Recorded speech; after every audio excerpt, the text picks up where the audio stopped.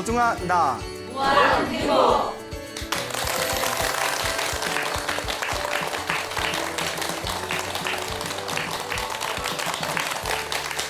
예, 만나서 반갑습니다. 반갑습니다. 예, 광우 스님이라고 합니다. 우리 또 소나무 애청자분께서 편지를 보내오셨어요. 그래서 이제 짧은 내용이긴 하지만 굉장히 또 소중한 편지를 보내오셔서 오늘 여러분들께 좀 읽어드릴게요. 네. 광우 스님께, 스님 안녕하세요. 저는 서울에 사는 60대 소나무 애청자입니다. 저는 어렸을 때 모친이 불자이셔서 자연스레 불교를 접했었는데 모친이 불교를 점점 무속적으로 믿는 것에 실망하던 차 기독교 개통 대학을 가고 기독교인 남편과 결혼하게 되어 저의 집안에서 저만 처음으로 기독교인이 되었습니다. 그런데 우연히 광우 스님의 소나무를 시청한 후 그동안 제가 믿고 있는 종교에서 쉽게 납득, 이해되지 않던 점들이 다 인과응보요, 업장소멸의 과정이라는 것을 알게 되었습니다. 그동안 아무리 애를 써도 해결되지 않고 도저히 용서할 수 없는 일을 당해 억울한 경우에도 이것이 다 저의 전생업보, 악업으로 귀결된 것이요, 다 내 탓이다 라고 생각되니 마음이 편해지고 더욱더 공덕을 쌓고 보시를 해서 선업을 쌓아야겠다는 생각이 들었습니다. 다 스님의 소나무 프로 덕분이며 60평생 살아오면서 풀지 못했던 답답함이 사라짐에 감사 또 감사드립니다. 그래서 기회 될 때마다 지인들에게 소나무 프로그램 시청을 추천하고 있습니다. 스님께 다시 한번 더 감사드리며 늘 건강하시길 축원드립니다. 안녕히 계세요. 서울에 사는 김아무개 올림.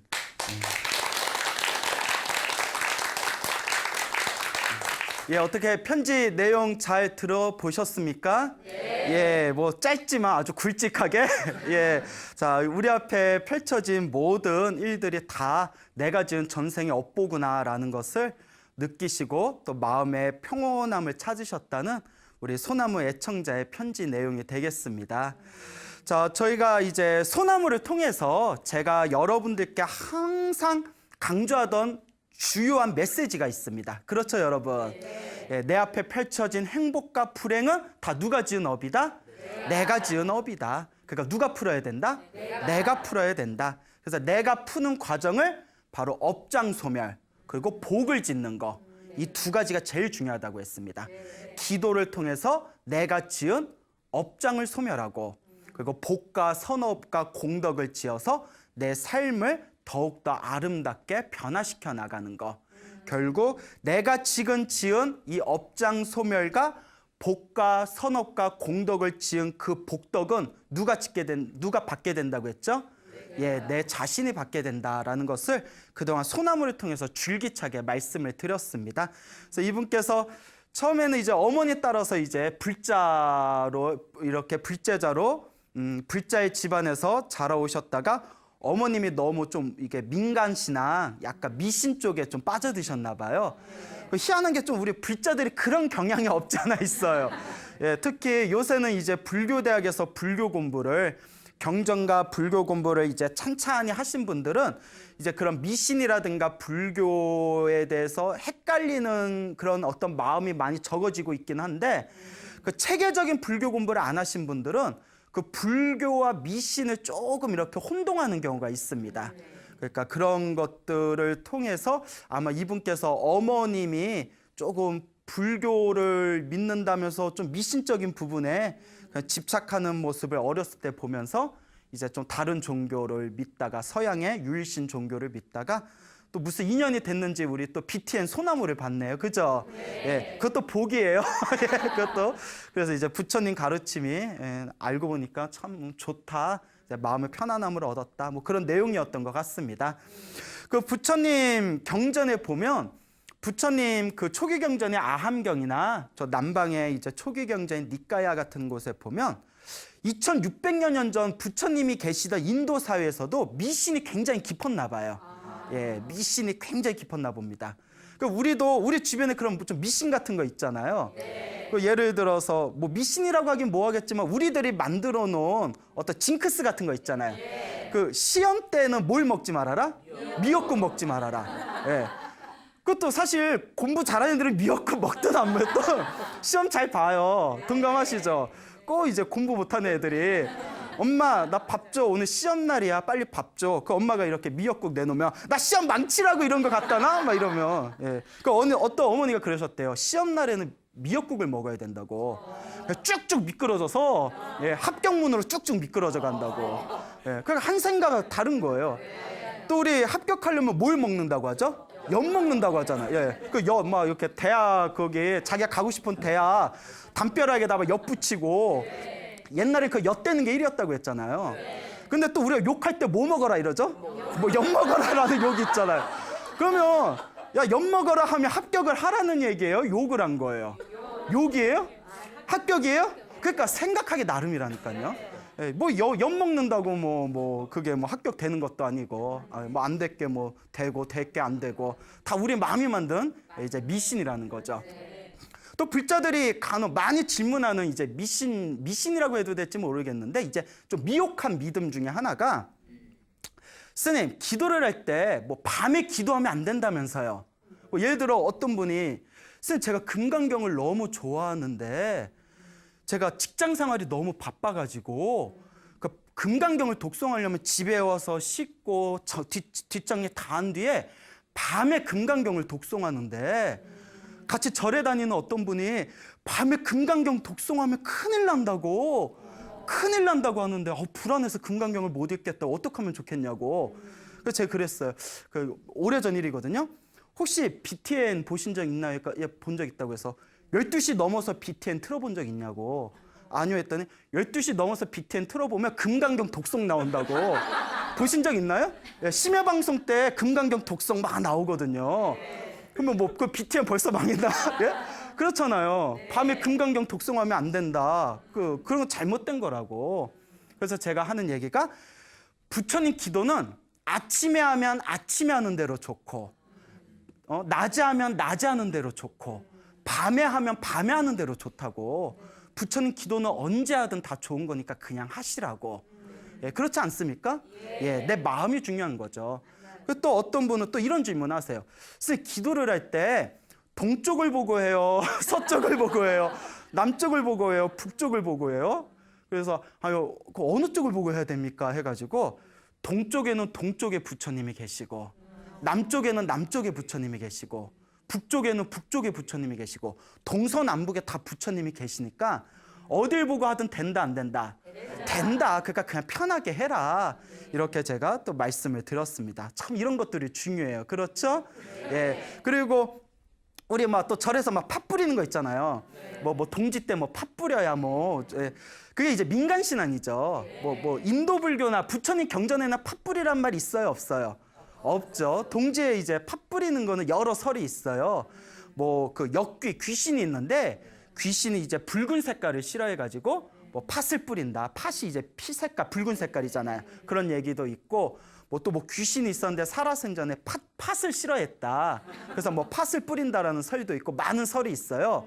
그런데 사실 팥 뿌리든 말든 상관 있어요, 없어요? 그 마음이 중요한 거예요. 오늘 동지 때 팥죽 먹었으니까 좋은 일 생기겠지 하는 마음이 중요한 거지. 맞죠? 그 팥죽 먹는다고 뭐 좋은 일이 뭐 생긴다 안 생긴다 뭐 팥을 꼭 뭐 얻어와야 된다 말아야 된다 그런 것도 다 우리 마음이 만든 겁니다. 그러니까 그런 것들 그런 소소한 우리 전통 문화를 지켜가는 건 좋은데 너무 집착하면 된다 안 된다? 너무 집착해서 거기에 또 갇히면 안 돼요. 제일 중요한 거는 내 마음이 제일 중요한 겁니다. 이거는 제 얘기가 아니라 우리 다 부처님 경전에 나오는 말씀이에요. 마음이 중요하다. 이 마음을 잘 쓰는 게 중요하다. 그러니까 우리 불자님들은 마음 잘 써요? 두 분이 대답하셨는데 예, 거짓말 하시는 거. 예, 그래 그래서 잘 쓰시겠죠. 훈훈하네요. 예. 나머지는 대답 안 하셨어요. 솔직해서 좋네요. 예.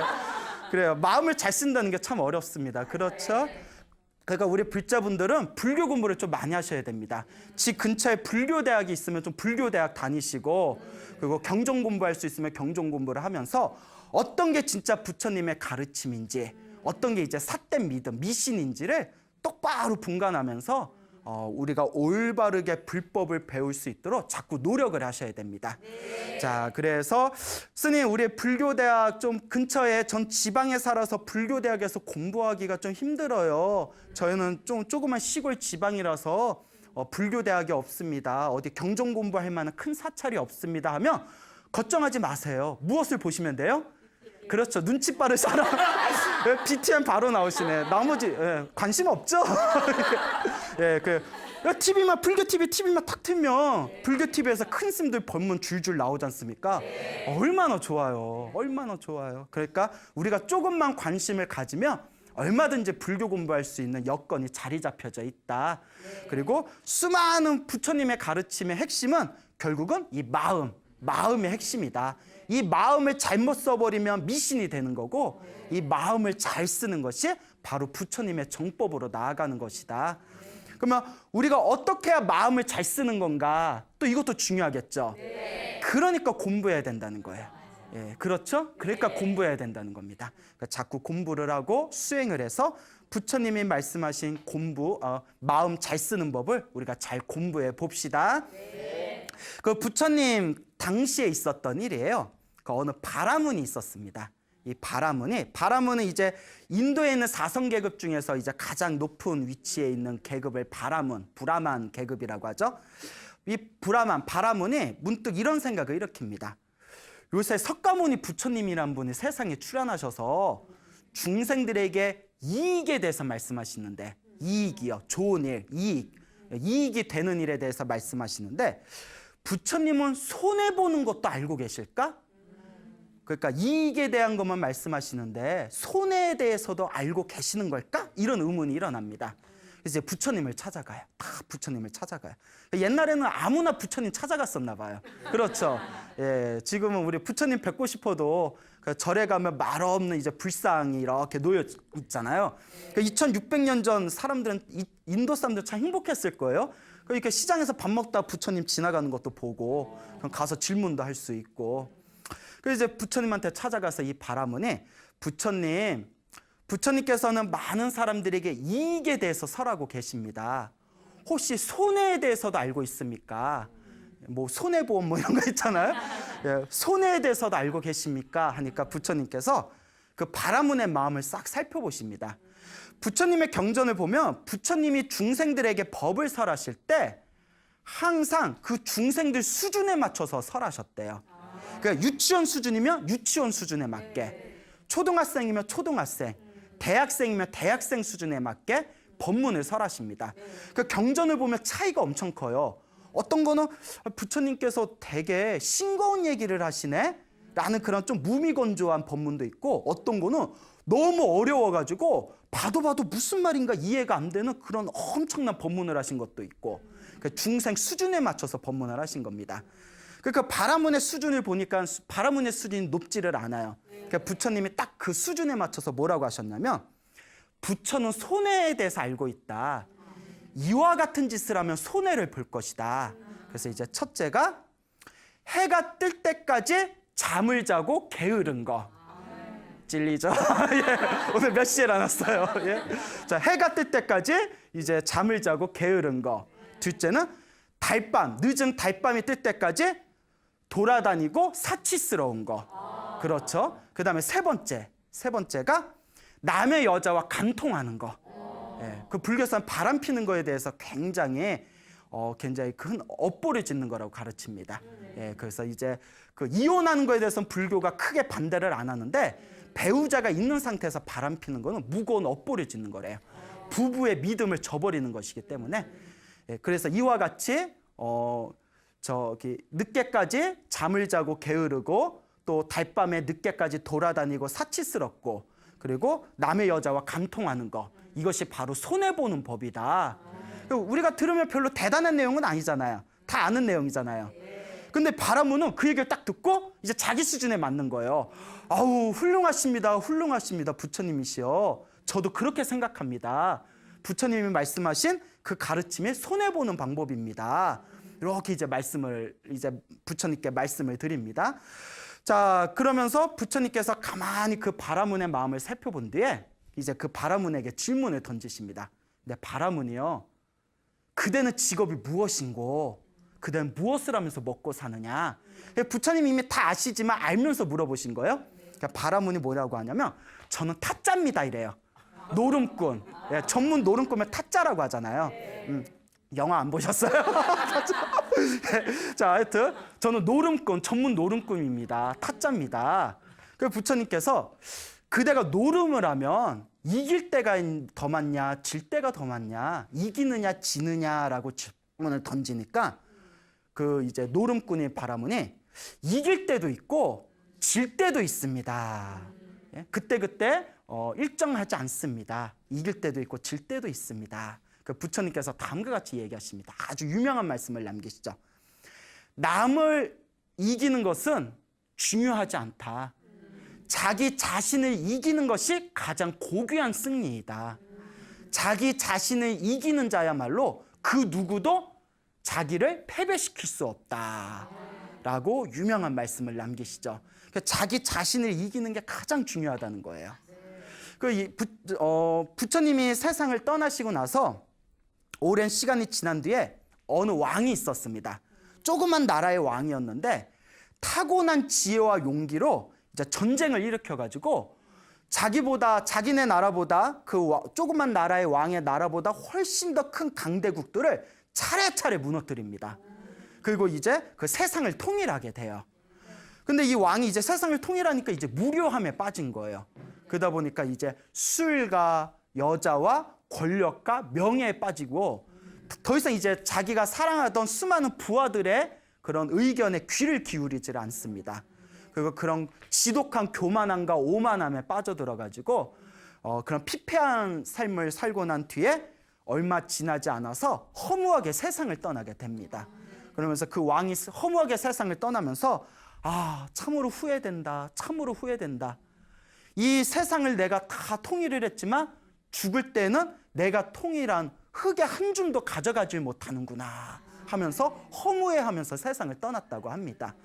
그때 그 나라를 지나가던 도인 스님이 제자한테 이제 한탄하면서 이 나라를 통일했던 그 위대한 왕이 세상을 떠났다. 하지만 그 위대한 왕은 수많은 사람들을 제패하고 수많은 사람들을 짓밟고 이 세상을 통일했지만 정작 누구 자신은 다스리지 못했다? 자기 자신은 다스리지 못했다.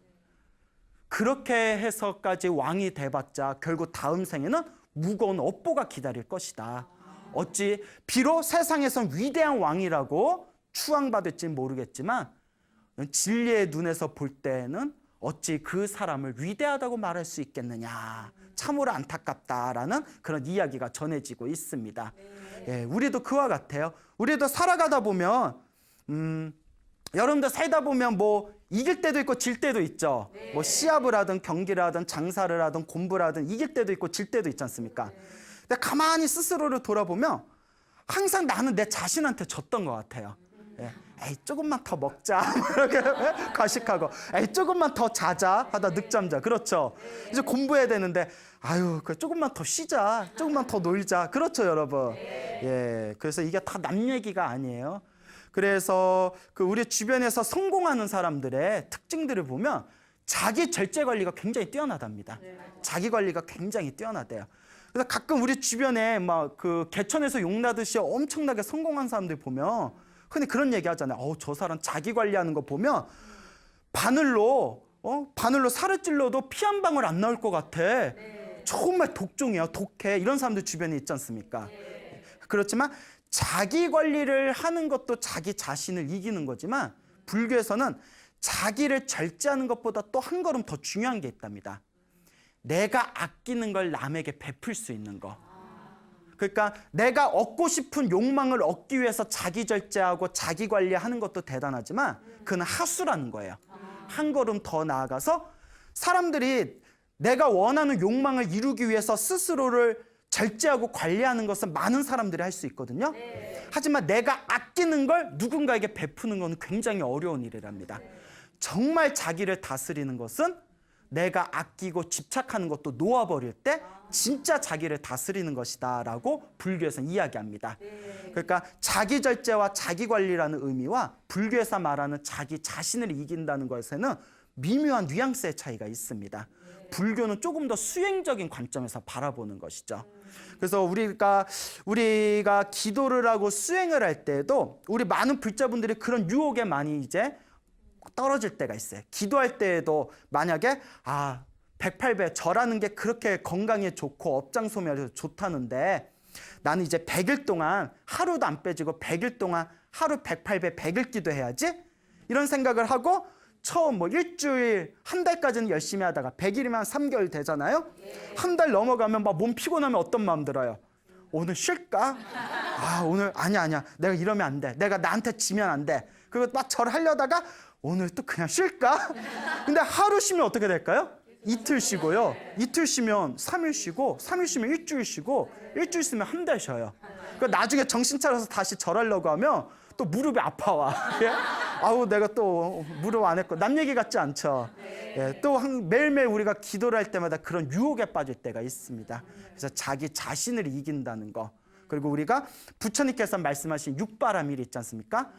베풀고 계율을 지키고 참아내고 하는 이 6가지의 육바라밀 수행에 있어서 육바라밀이라는 것은 기본적으로 내 자신을 좀 희생해야 되거든요. 근데 사람은 누구나 자아의식, 이기심이 있기 때문에 자기를 희생하기가 싫어요. 웬만큼 수행을 많이 해도 웬만큼 수행을 많이 해서 마음이 굉장히 고요한 상태에 들어가신 분들도 막상 자기 자신을 희생할 일이 생기면 되게 싫은 마음이 이렇게 마음에서 올라올 때가 있습니다. 그만큼 우리 이기심이 굉장히 무서운 거예요. 그 이기심을 이겨내고 그 이기심을 다스리는 게 자기 자신을 이기는 건데 이렇게 말하는 광우스님도 잘 된다 안 된다. 예, 눈치챘구나. 안 돼요. 예? 그만큼 우리 이기심이 무서워요. 예, 저도 귀찮은 거 딱 질색이거든요. 예, 그래서 살찌나 봐요. 귀찮은 거에. 예? 자, 어쨌거나 이와 같이 이기심을 이기는 거, 자기 자신을 다스린다는 거, 그게 굉장히 중요하다는 것을 여러분들이 명확하게 가슴속에 각인하시기 바랍니다. 자, 부처님의 수제자였던 지혜제일 사리불 스님이라고 있습니다. 지혜제일 사리불 스님 많이 들어보셨죠? 예, 그동안 이야기 많이 했지 않습니까? 예 해놓고 물어보면 대답도 잘 못한다. 자, 지혜제일 사리불이라는 부처님 10대 제자 중에 지혜제일이라는 스님이 계셨는데 이 스님께서 어느 날 이제 삼촌을 찾아갑니다. 삼촌을 찾아가요. 삼촌을 찾아가서 그 스님들 세계에서는 이런 얘기가 있어요. 이 스님들이 출가를 하고 부처님 법을 배운 뒤에 중생들이 이제 제도하기 위해서 법을 펼치지 않습니까? 차라리 피 한 방울 안 섞이는 남남이 차라리 제도하기가 편하대요. 오히려 아는 사람, 친척을 만나면 오히려 제도하기가 쉽다 어렵다? 더 어렵다는 거예요. 그렇잖아요. 옛날에 머리 기르고 살았을 때 피차 서로 어렸을 때부터 기저귀 갈 때부터 알던 사이인데 그러니까 어렸을 때부터 요만했을 때부터 코 질질 흘리던 애가 갑자기 머리 깎고 와가지고 제 말씀을 들어보세요. Listen 이러면서 그러면 이제 기가 차는 거죠. 아유 뭐 이러면서 자꾸 옛날 모습이 생각날 겁니다. 그러니까 이제 우리 스님들 세계에서는 오히려 가족을 제도하기가 더 힘들다라는 얘기가 있습니다. 동감하시죠? 예, 가족 제도하기가 더 힘들다. 근데 이제 사리불 스님이 어쨌거나 이제 삼촌을 찾아갑니다. 삼촌을 찾아가서 거사님, 불교에서 이제 남자신들을 거사님이라 하지 않습니까? 이제 거사님은 지금까지 살아오면서 공덕을 한 번이라도 지은 적이 있습니까? 복이나 선업이나 공덕을 한 번이라도 지어본 적이 있습니까? 뭐라고 하냐면 있다 이러는 거예요. 사리불 스님, 저도 공덕을 열심히 짓고 있습니다. 무슨 공덕을 지으십니까? 나는 매달 니간타들에게 한 달에 1,000냥씩 보시를 올립니다. 1,000냥이면 큰 돈이겠죠? 지금 한 1,000만 원 정도? 뭐 최소 100만 원? 모르겠다. 하여튼 2600년째 천냥이면 얼마인가? 하여튼 큰 돈이겠죠. 예. 매달 천냥씩 니건타들에게 보시를 올린다 이러는 거예요. 니건타가 부처님 당시에 발가벗고 다니는, 옷을 입지 않고 이제 발벗고 다니는 알몸 수행자들을 니건타라고 불렀대요. 알몸 수행자들. 내가 매달 천냥씩 보시를 올리고 있다. 그 사리불 스님이 왜 보시를 올립니까? 어떤 목적으로 보시를 올립니까? 하니까 그 삼촌이 하는 얘기가 하늘세계에 태어나기 위함이다. 하늘세계에 태어나기 위함이다. 그러니까 그들에게 보시를 하면 하늘세계에 태어난다고 누가 그럽니까? 그들이 그랬다. 아닙니다. 그는 바른 가르침이 아닙니다. 그러니까 자기 이제 지혜제일인 사리불 스님이 아니다 하니까 그러면 어떻게 해야 하늘세계에 태어나냐? 위대하신 부처님이 계십니다. 부처님께 가서 한번 여쭈어보시지요 하고 이제 부처님한테 인도를 합니다. 부처님한테 다 인사를 드리고 그 삼촌이 저는 하늘세계에 태어나기 위해서 니건타들에게, 그러니까 다른 종교의 사람들에게 한 달에 천냥씩 보시를 올리고 있습니다. 제가 하늘세계에 태어날 수 있겠습니까? 없겠습니까? 그 부처님께서 다음과 같이 말씀하십니다. 100년 동안 그들에게 보시를 한다고 해도 부처님의 제자들에게 밥 한 숟가락을 보시하는 것만 못하다. 팔이 완전 안으로 굽어버렸어요. 예? 그들에게 아무리 100년 동안 천냥씩을 보시한다 하더라도 누구에게? 부처님 제자에게 얼만큼이라도 밥 한 숟가락만큼 보시한 것보다도 못하다. 마땅히 그 진실을 바르게 알아야 될 것이다 라고 부처님께서 법을 설하십니다. 자, 이따 이게 첫 번째 이야기고요. 또 이제 두 번째 이야기가 또 이제 사리불 스님께서 이번엔 조카를 찾아가요. 아까는 삼촌을 찾아갔죠? 이번엔 조카를 찾아갑니다. 조카한테 그대는 한 번이라도 공덕을 지은 적이 있는가? 예, 사리불 스님. 이제 자기 삼촌이죠, 사리불 스님이. 조카가. 예, 사리불 스님. 저는 매달 살아있는 짐승을 잡아서 불의 신에게 제사를 올립니다. 공덕을 짓고 있습니다. 그러니까 사리불 스님이 무슨 목적으로 그와 같은 공덕을 짓습니까? 하늘세계에 태어나기 위함입니다. 매달 살아있는 짐승을 잡아가지고 불의 신에게 제사를 올리면 하늘세계에 태어난다는 것을 누가 이야기했습니까? 그들이 이야기했습니다. 아닙니다. 그건 아닙니다.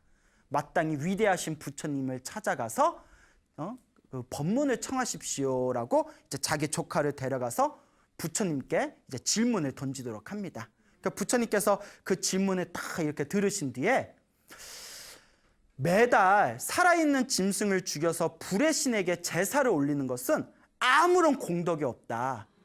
차라리 부처님의 거룩한 제자들에게 예배하는 것이 훨씬 더 큰 공덕을 얻는다라고 말씀하셨습니다. 예배라는 것은 절한다는 뜻이에요. 예, 그래서 살아있는 짐승을 죽여서 불의 신에게 제사 지내는 건 공덕이 있다 없다?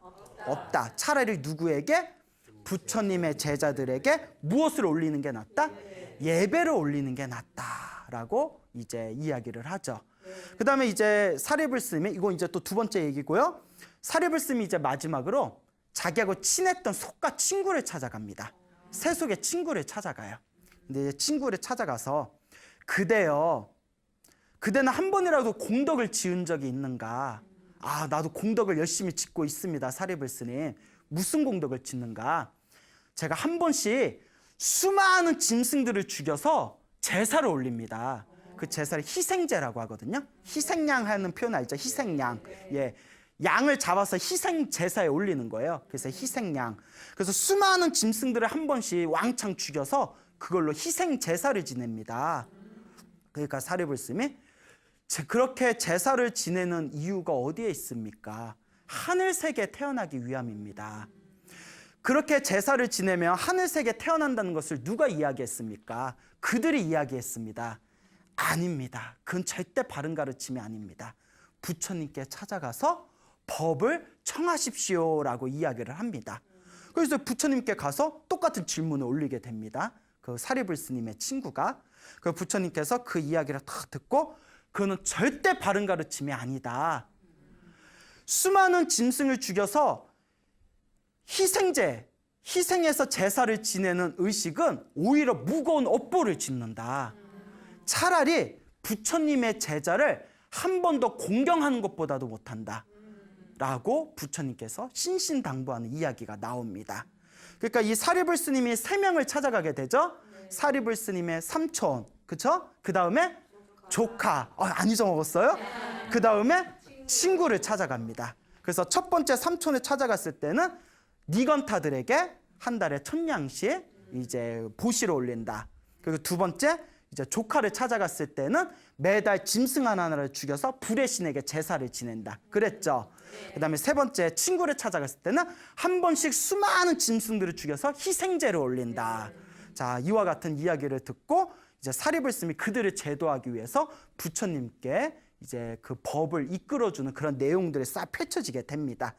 지금 이야기한 것들이 우리가 지금 현대 사회를 살아가면서 빠질 수 있는 그 혹은 옛날에 우리가 저질렀던 미신들이 깔려 있습니다. 느끼시죠? 그런 미신들이 깔려 있어요. 자, 먼저 우리가 보시라는 개념을 펼칠 때 베푼다는 표현이 있잖아요. 베푼다. 우리가 누군가에게 무언가를 베풀 때는 그것 자체가 강력한 복이 된답니다. 근데 아무나 베푼다고 그냥 아무렇게나 쓴다고 다 복이 되는 건 아니래요. 몇 가지 법칙이 있어요. 올바른 분들에게 올바른 마음으로 올바른 것을 바쳐야 돼요. 이해 가시죠? 예를 들어서 우리가 무언가를 베풀 때 내가 승진하거나 진급하고 싶은 마음에 권력자에게 뇌물을 갖다 붙이면 뇌물도 베푼 거잖아요. 그러면 그건 복이 될까요? 안 될까요? 당연히 안 되겠죠. 올바른 마음도 아니고 올바른 존재도 아니고 동기가 순수하지 않잖아요. 그리고 올바른 마음으로 베풀어도 올바른 물건이 아닐 경우, 예를 들어 나 저 스님한테 저 스님한테 저 스님한테 내가 옷 하나를 해주고 싶다. 옷 하나 해줘야지 하고 몰래 옷가게에 가서 옷을 훔쳐서 스님한테 공손한 마음, 스님 제 옷 보시를 받아주십시오 하면 복이 돼야 안 돼요. 올바른 물건이 아니라는 거예요. 무슨 얘기인지 알죠? 이것도 배워야 돼요. 아니긴 아닌데 이런 것도 배워야 됩니다. 그러니까 올바른 마음으로 올바른 분에게 올바른 물건을 갖다 올릴 때 우리가 그 올바른 공덕이 된다고 합니다. 참 묘하죠? 그래서 불교에서는 특별히 복을 받는 3가지 존재들이 있대요.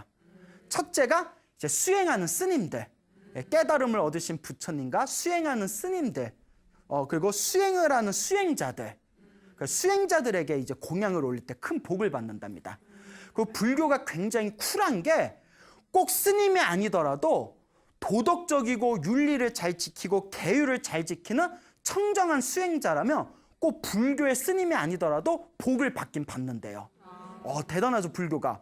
꼭 스님한테 이렇게 보시를 올려야 공덕을 받는 게 아니라 스님이 아니더라도 계율을 잘 지키는 청정한 분에게 보시를 올리면 그건 강력한 선업이 된다고 합니다.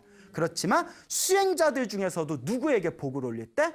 부처님의 제자들에게 그 공양을 올릴 때, 복을 올릴 때 가장 큰 공덕이 된다라는 얘기가 나옵니다.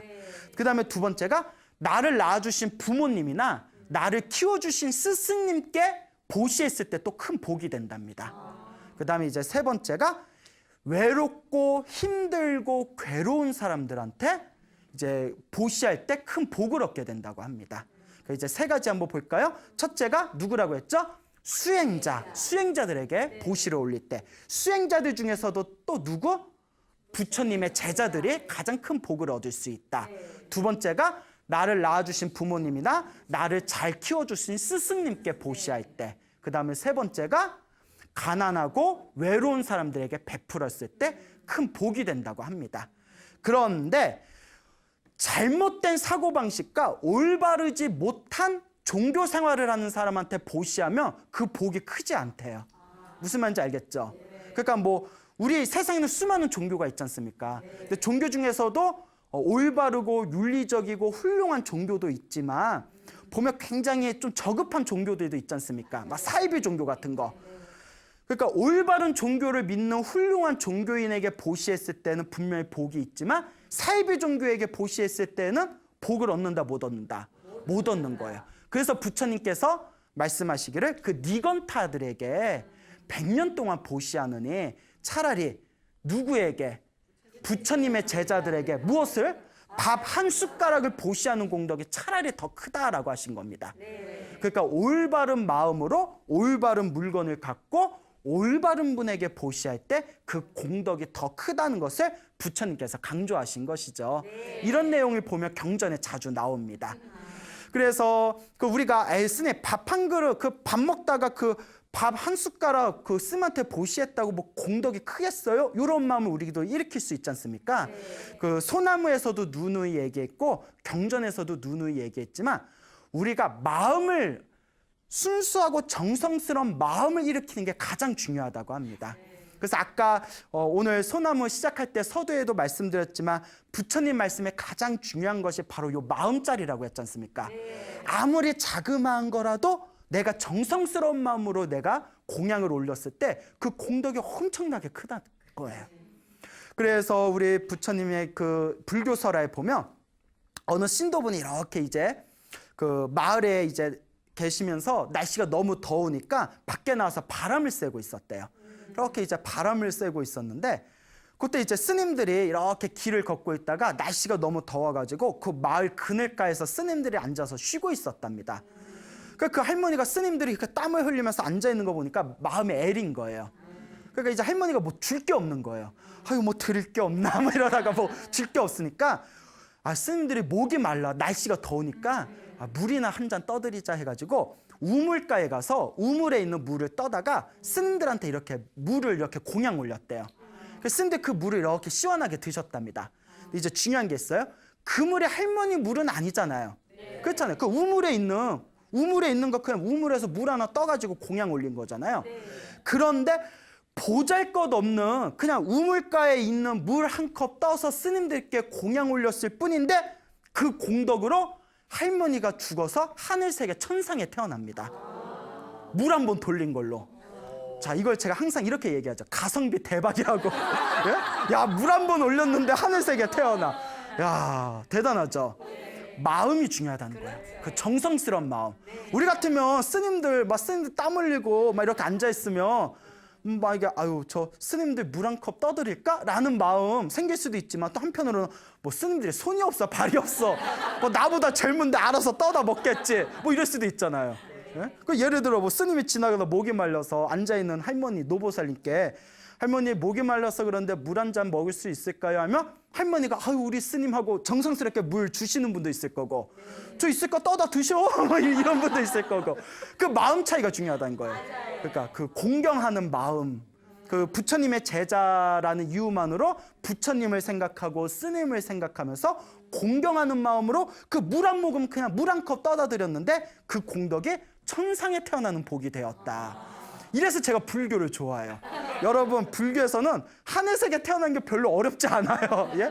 예, 그래서 그냥 정성스러운 마음과 부처님을 생각하는 마음과 자그마한 물 한 컵이라도 부처님을 생각하면서 보시하는 그 마음이 바로 하늘세계에 태어날 수 있는 마음이다라는 것을 여러분들이 명심하시기 바랍니다. 자, 다들 동감하시죠? 자, 그래서 이 두 번째 우리 그 조카도 만나보고 또 세 번째 친구들도 만났잖아요. 그때 어떤 복을 짓냐 했더니 조카는 매달 짐승을 죽여서 불의의 신에게 제사 올린다. 그리고 친구는 수많은 짐승을 죽여서 희생제를 올린다 돼 있죠. 우리나라도 그렇고 옛날 고대 종교를 보면 특히 샤머니즘 문화에서 보면 살아있는 짐승을 죽여서 피를 뿌리고 제사 지내는 의식이 굉장히 많아요. 불교에서는 그게 엄청난 악업을 짓는 거랍니다. 그러니까 우리가 복 지으려고 하늘에 제사 지낼 때 소도 잡고 돼지도 잡고 양도 잡잖아요. 불교적인 관점에서는 살아있는 생명을 죽여서 제사를 올리는 것은 오히려 악업을 짓는 겁니다. 다른 생명을 끊는 거니까. 그래서 불교에서는 복을 짓고 싶으면 살아있는 생명을 죽이지 말아라. 죽어가는 생명을 살려라. 그게 복을 짓는 거라는 거예요. 그래서 부처님의 경전에 보면 한결같이 부처님의 불살생에 대해서 얘기합니다. 살생하지 말아라, 살생하지 말아라, 살생하지 말아라. 그러니까 우리 주변에서도 그런 경우가 많아요. 미신이라든가 무속신앙을 믿는 집안에서는 뭐 큰 그런 뭐 국 같은 거 할 때 살아있는 짐승 죽여가지고 집안 곳곳에 피 뿌리고 막 이렇게 굿하는 경우 있잖아요. 그때 그 큰 스님들 법문에 보면 그럴 때 하늘의 호법 선신들, 착한 선신들은 떠나가고 악취와 비린내 때문에 떠나가고 그 피를 좋아하는 악한 귀신들이 몰려온다고 했어요. 그 우리 불자들은 항상 깨끗하고 청정한 걸 추구해야 됩니다. 그래서 부처님께서 말씀하시기를 복을 짓는 가장 첫 번째가 방생이라고 했습니다. 예, 살아있는 생명을 우리가 존중하고 죽을지도 모르는 생명을 살려주는 거. 복을 짓고 싶으면 살아있는 생명을 존중하고 죽어가는 생명을 풀어주는 방생의 공덕이 가장 복을 짓는 것이다 라고 우리 불교에서는 이야기하고 있습니다. 그러니까 사립을 쓴 입장에서 보면 조카나 그 친구가 살아있는 생명을 죽여가지고 제사를 올려서 복을 받는다라는 이야기를 들으니까 얼마나 가슴이 답답했겠어요.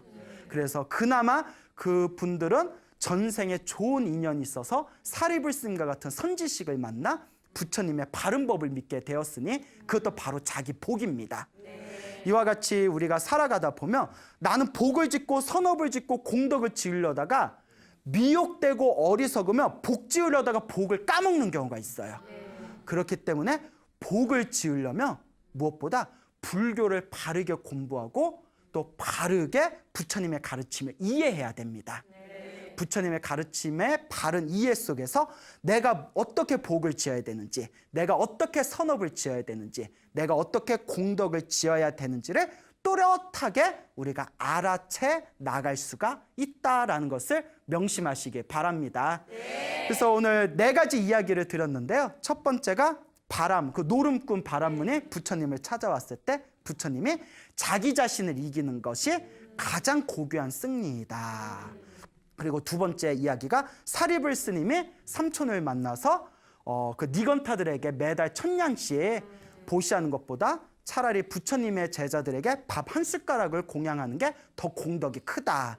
그 다음에 세 번째 이야기가 사리불 스님이 조카를 만나가지고 무슨 복을 짓냐 했을 때 살아있는 짐승을 죽여서 불의 신에게 제사 지냅니다. 이것은 올바른 가르침이 아니다. 그 다음에 이제 네 번째가 사리불 스님이 친구를 만나서 무슨 공덕을 짓냐 했을 때 한 번씩 짐승들을 많이 죽여서 희생제를 올린다. 그건 올바른 가르침이 아니다. 바른 가르침이 아니다라는 그런 4가지의 이야기를 오늘 여러분들께 말씀을 드렸습니다. 그러니까 여러분들 우리도 이 소나무에서 다 이야기하지 못한 또 자신만이 가지고 있는 잘못된 미신들이 있을 겁니다. 그러니까 부처님의 가르침을 잘 닦아 나가셔서 어떤 게 올바른 믿음인지 어떤 게 잘못된 믿음인지를 부처님의 소중한 가르침을 통해서 하나씩 깨우쳐 나가시길 바랍니다. 여러분 행복해지고 싶습니까? 네. 행복한 삶을 창조하고 싶습니까? 네. 복을 지으십시오. 선업을 지으십시오. 공덕을 쌓으십시오. 복과 선업과 공덕의 힘이 여러분들을 진정한 행복의 길로 이끌어 줄 것입니다. 여기서 마치겠습니다. 소중한 나 원민고